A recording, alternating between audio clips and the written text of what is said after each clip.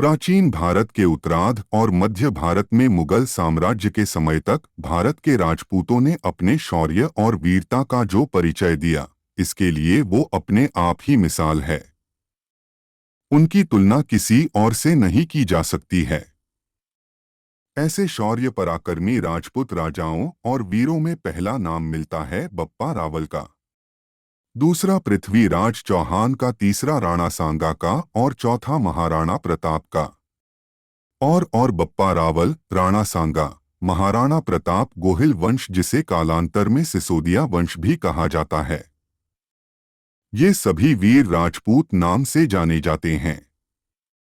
बप्पा रावल ऐसे श्रेष्ठ योद्धा थे जिनके सम्मान में सभी राजपूत श्रद्धा से सिर झुकाते हैं। बप्पा रावल का शासनकाल 734 से 753 तक रहा। ये सिसोदिया वंश के प्रतापी शासक थे। इन्हीं के कुल के शासकों ने बाद में उदयपुर की स्थापना की।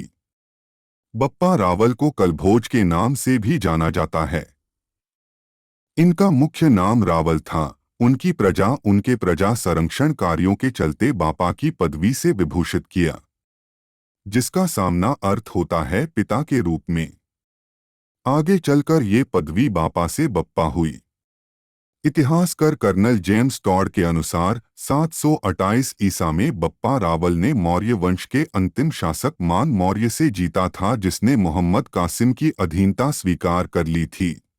मोहम्मद कासिम एक मुस्लिम हमलावर था। मोहम्मद बिन कासिम की अरब सेना ने उस समय चाबड़ों, मौर्यों, सोंधवों और प्रतिहारों को हरा दिया था। मोहम्मद बिन कासिम की सेना ने मालवा, मेवाड़, गुजरात आदि भूभाग पर छा गई थी। उस समय इसका सामना करने की हिम्मत केवल प्रतिहार राजपूत नागभट्ट प्रथम और बप्पा रावल ही कर पाए। नागभट्ट ने कासिम को राजस्थान के कुछ भाग में रोका और बप्पा रावल ने उसे सिंध पर हमला करके उसे खदेड़ भगाया। उसी समय उन्होंने चित्तौड़गढ़ राज्य की स्थापना की। इतिहासकार डॉक्टर ओझा ने अजमेर में मिले सिक्कों को बप्पा रावल का माना है। इस सिक्के का वजन 115 ग्रेन है। इस सिक्के में ऊपर माला, नीचे श्री बप्पा लेख है, बाईं ओर त्रिशूल है और उसकी दाहिनी ओर वेदी पर शिवलिंग बना है। शिवलिंग और नंदी के नीचे दंडवत करते एक पुरुष की आकृति है। सिक्के के पीछे की तरफ चमर, सूर्य और छत्र के चिन्ह है। एक गाय और दूध पीता बच्चा है। यह सब चिन्ह बप्पा रावल की शिव भक्ति का प्रतीक है। बप्पा रावल का देहांत नागदा में हुआ था। नागदा में उनकी समाधि बनी हुई है। सन 1237 में मेवाड़ शासक राजा जेत सिंह ने दिल्ली सुल्तान बलबन को हराकर अपनी वीरता का प्रमाण दिया। सन 1303 में अलाउद्दीन खिलजी ने एक विशाल सेना के साथ राजपूतों की राजधानी चित्तौड़ पर हमला किया। इस युद्ध में राजपूतों ने केसरिया साफा पहनकर अपने प्राणों की आहुति दी। विशेष बात यह थी कि केवल राजपूत वीरों ने ही नहीं अपितु वीरांगनाओं ने भी शौर्य का परिचय देते हुए जौहर व्रत अपनाया था, जिसे देखकर अलाउद्दीन की सेनाओं की रूहें कांप गई थी। वे ये सोच के ही कंपित हो गए कि अगर उनके पास विशाल सेना न होती तो क्या उसमें से कोई भी जीवित बच पाता। इस बार चित्तौड़ राजपूतों के हाथ से निकल चुका था।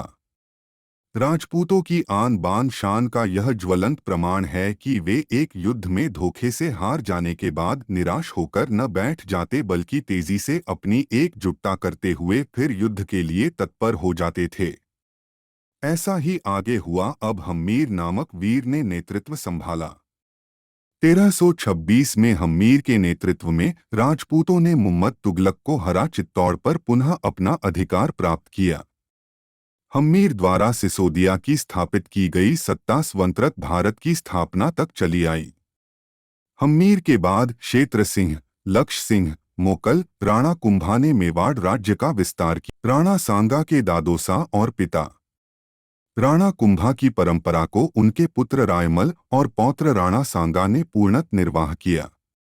राणा रायमल ने अपनी विजय नीति से मेवाड़ में एक शौर्य परंपरा का निर्वाह स्थापित की तथा मेवाड़ के सामंतों को एक सूत्र में बांधा और बाहर से आने वाले झाला और सोलंकी राजपूतों को अपना आश्रय देकर उदारता का परिचय दिया।